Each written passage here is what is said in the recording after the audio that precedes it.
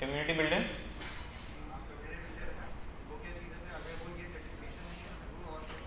Okay, community builder क्या है? AWS community builder, मेरा नाम पता नहीं ऐड किया नहीं किया इन्होंने अभी तक।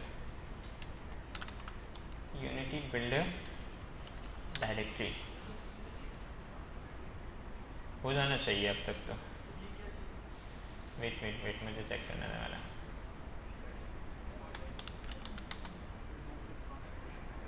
कैटेगरी कासिम भाई का तो आ रहा है, हुसैन आ रहा है, फोटो नहीं आ रही भाई। आ गई आ गई आ गई आ गई।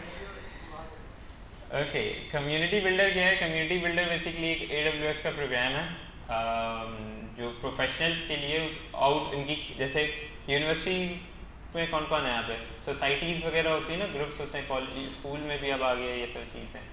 तो कम्युनिटी बिल्डर बेसिकली इंटरनेशनल इनका प्रोग्राम है और हर कंट्री से कम्युनिटी बिल्डर्स होते हैं। ठीक है, कराची से इस बार सिर्फ 2 ही सेलेक्ट हुए थे, या 2 या 3 हुए थे, एक मैं था।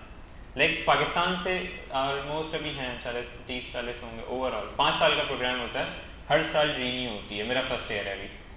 अच्छा, फ़ायदा क्या होता है? बहुत सारे फ़ायदे होते हैं। सबसे पहले वो मिलते हैं गिफ्ट्स वगैरह, हाँ, क्रेडिट्स मिलते हैं, क्रेडिट्स भी मिलते हैं, क्रेडिट्स भी मिलते हैं, क्रेडिट्स भी हैं, गिफ्ट्स मिलते हैं, क्रेडिट्स मिलते हैं। $500 हर साल, 500 बहुत होता है AWS के लिए। उसके बाद हर साल अच्छे अच्छे गिफ्ट मिलते हैं। अच्छा नहीं, सबसे अच्छा फ़ायदा होता है इनकी स्लैक पे कम्युनिटी है। ओवरऑल द वर्ल्ड जो कम्युनिटी बिल्डर्स हैं ना, वो सारे एक जगह पे होते हैं। तो आप पूरी दुनिया के जो अच्छे AWS के डेवलपर्स हैं, वो जो कम्युनिटी बिल्डर्स हैं, वो सारे आप लिंक्डइन पे उनसे कनेक्ट कर सकते हो, या आप स्लैक पे बहुत अच्छी नेटवर्किंग अपॉर्चुनिटीज़ थी कि आप उनसे बात करो पूरी दुनिया के, US से, UK, पोलैंड, इंडिया, हर जगह के। तो वो आपको एक बहुत अच्छा पॉइंट मिलता है कि आप कुछ भी किसी से भी किसी भी रिलेटेड पे कुछ इशू हो, या किसी भी नेटवर्किंग के लिए बहुत प्लस पॉइंट होता है। सेकंड, इनके इवेंट्स होते हैं। AWS अभी होने वाला है, सबसे बड़ा इवेंट होता है, किसी को पता है? री इन्वेंट। हर कंपनी का सबने देखा होगा ना कोई इवेंट होता है। ठीक है, अभी एक वीडियो बड़ी चल रही थी इसकी, एनवीडिया की, जो फुल बहुत बड़े स्टेडियम में एक इवेंट हो रहा था। मेटा की आता होगा ना, देखा होगा कि मेटा क्लास आ गया, या वो ChatGPT का इवेंट। हर साल एक कंपनी अपना, हर आईफोन का इवेंट होगा, अभी आईफोन 17 लॉन्च होने वाला है। हर साल ना कंपनीज जो हैं वो एक बड़ा इवेंट करती हैं जिसमें कुछ न्यू अनाउंसमेंट होती हैं, बेसिकली प्रोग्रेस भी बताते हैं और न्यू प्रोडक्ट्स की अनाउंसमेंट होती है। मेटा का वो तो ये AWS का बहुत बड़ा इवेंट होता है। ये अभी होने वाला है दिसंबर में, तो इसमें आप इनवाइटेड होते हो। लाइक आप ऐसा नहीं हर कोई इनवाइटेड है, बट अगर आप सेलेक्ट हो गए तो आप इनवाइटेड होते हो। पाकिस्तान से लास्ट ईयर 3 लोग गए थे, इस साल भी बहुत सारों ने अप्लाई किया है। तो अगर कुछ, बट यहाँ पे बहुत सारे सेलेक्ट होते हैं, उनके वीज़ा नहीं आते, मसला ये है US का। तो बहुत अच्छा इवेंट होता है ये, अगर इसकी फ़ोटोज़ देखोगे तो सब 100% स्पॉन्सर्ड होता है। ये देखो, इतना बड़ा इवेंट होता है, हॉल्स हैं।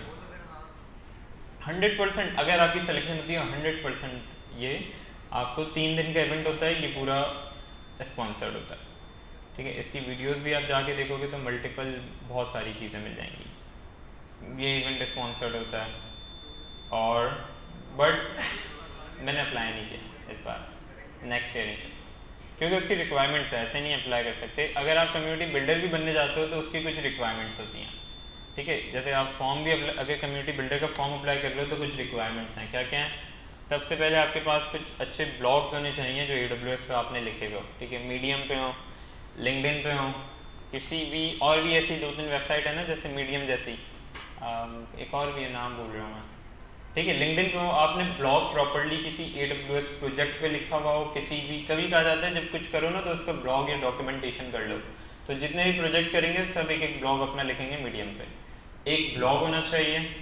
सेकंड के आपने कहीं वर्कशॉप कोई ट्रेनिंग सेशन दिया हुआ हो AWS पे, रिलेटेड टू AWS। और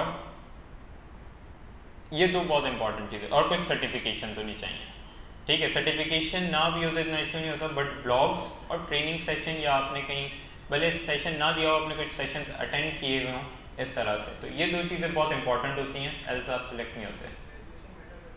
नहीं, ग्रेजुएशन मैटर नहीं करती है, I guess. Professional graduation matter करती है। ग्रेजुएट्स के लिए ये, क्योंकि प्रोफेशनल बंदे चाहिए होते हैं उनको सिर्फ इसकी। अभी ये फॉर्म आने वाला है फिर से।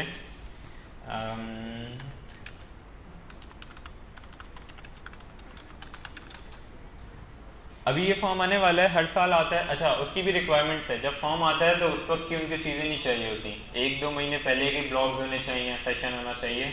अगर आप ऐसा ना लास्ट मंथ का नहीं होना चाहिए। अभी जो इसकी फॉर्म लिस्ट है कि जनवरी में आता है या फरवरी में आता है, जनवरी 5 तक। तो आपके दिसंबर से पहले तक ये चीज़ें लाजमी होनी चाहिए, समझ रहे हो? ठीक है, तो नोट कर लो, कोशिश करना अगर कर सको तो अप्लाई लाजमी करना।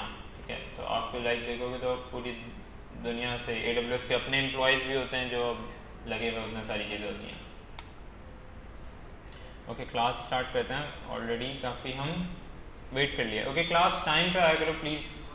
लास्ट इससे पहले वाली जो क्लास होती है वो 5 पर एंड हो जाती है, 5 पर। और आज थोड़ा सा डिले किया क्योंकि बच्चे बहुत कम थे। कल ऑफ है, ठीक है, एक ही क्लास है, उसमें भी लेट आ रहा है इसलिए। कल टेस्ट है सैलानी का, तो अगर आप लोग में से कोई है इंटरेस्टेड, किसी आपके जानने वालों में से, तो let them know. Okay, class अब यहाँ पे आ जाओ। ठीक है, जल्दी जल्दी से हम चीज़ें देख लेते हैं।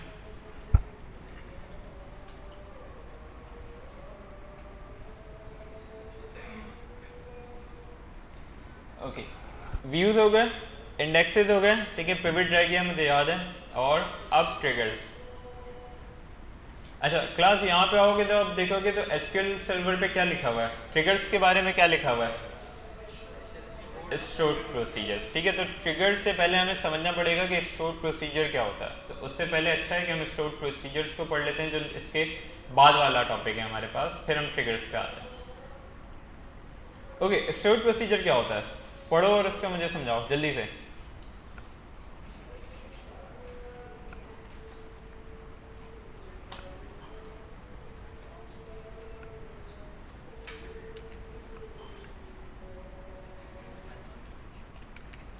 ओके, पढ़ लिया स्टोर्ड प्रोसीजर्स।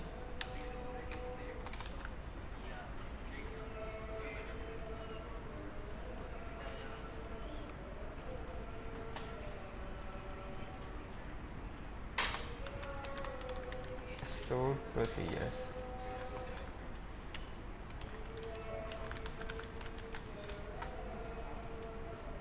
Procedures, सही स्पेलिंग है क्या?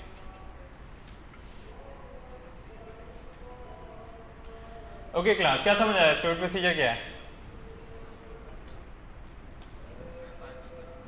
हाँ ठीक है, अगर सिंपल वे में समझना हो ना, स्टोर्ड प्रोसीजर क्या है, पाइथन का फंक्शन है। पाइथन का फंक्शन क्या कर रहा था,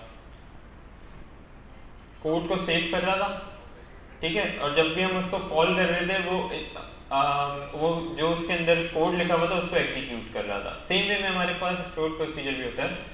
अच्छा, दो चीज़ें यहाँ पे और भी लिखी गई हैं। स्टोर्ड प्रोसीजर क्या करता है कि यूज टू ग्रुप वन और मोर TSQL, ठीक है, ट्रांजेक्शन पढ़ा है ये, चलो इसको छोड़ो। वन और मोर से क्या मतलब है कि हम एक से ज़्यादा क्यूरी को एक कॉल के अंदर एक से ज़्यादा क्यूरी को रन कर सकते हैं। इसको अभी हम देखेंगे, ठीक है। क्या कर सकते हैं हम, सबसे पहले ग्रुप कर सकते हैं वन और मोर T-SQL statement into logical unit, और also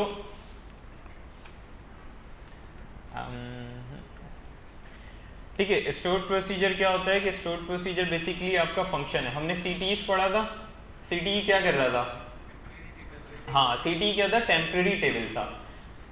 but stored procedure CTE same नहीं होता, मैं सिर्फ रिवाइज करवा रहा हूँ।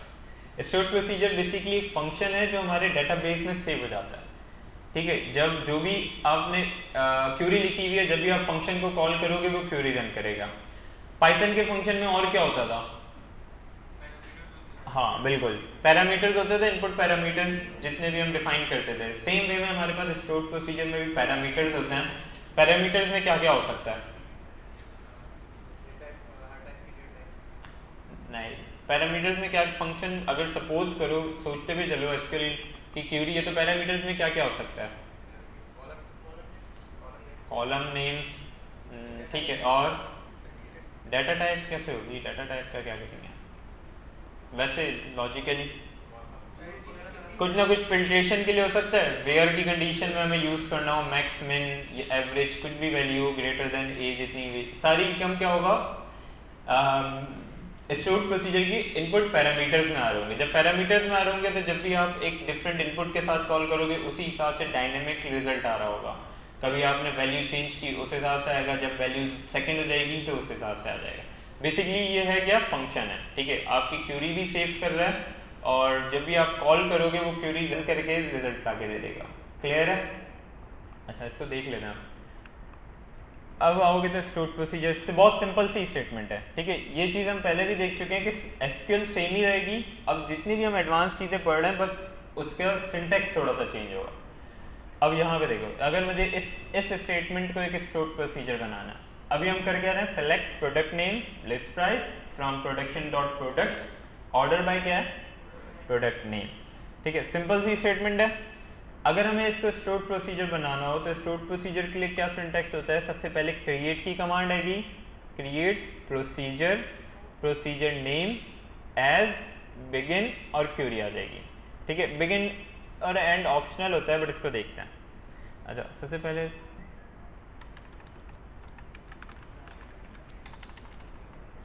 क्लास पहले यहाँ पे देख लो स्टोर्ड प्रोसीजर,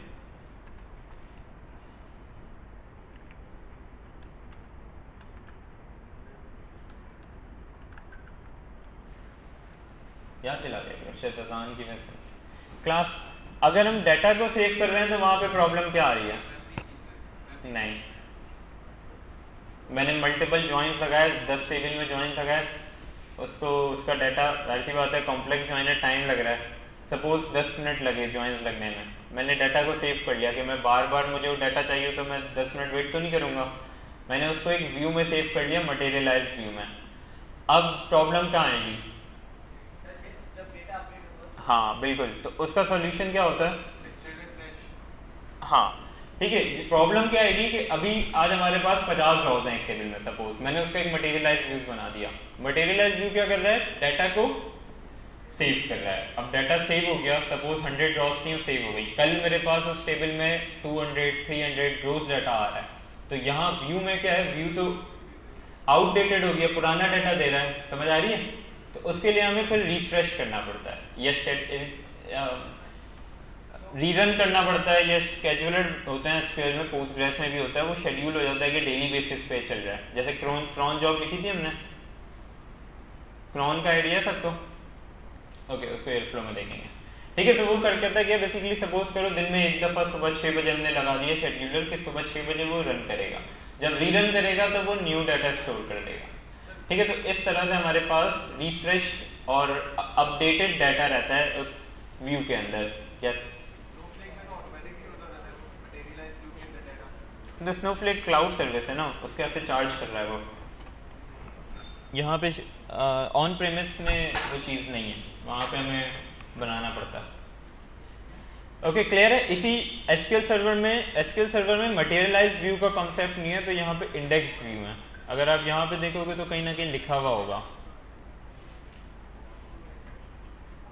देखो लिखा हुआ है index views are the materialised views that stores the data physically like a table, hence they में। ओके क्लास, इसको पढ़ लेना अब, ठीक है, किसी ने भी नहीं पढ़ा हुआ, इसको पढ़ लेना, वही मटेरियलाइज वाली चीज़ है, वरना हम नेक्स्ट क्लास में देख लेंगे। ओके, स्टोर्ड प्रोसीजर पे थे हम, ठीक है, ये समझ आ गया स्टोर्ड प्रोसीजर का फंक्शन, सिंटैक्स क्लियर है सबको, फंक्शनैलिटी क्लियर है कि basically kind of a Python function.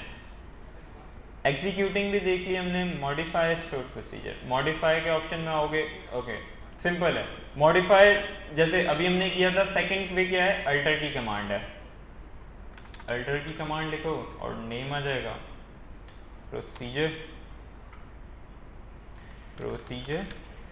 बाकी मैं वही कमांड लिख रहा हूँ, ठीक है। इसका हम change alter,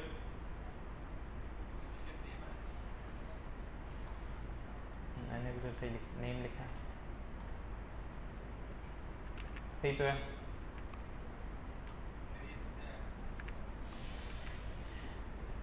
okay, product name की जगह मैं कर देता हूँ all,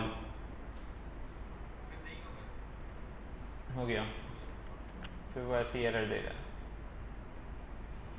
only statement in the batch, syntax का इशू है।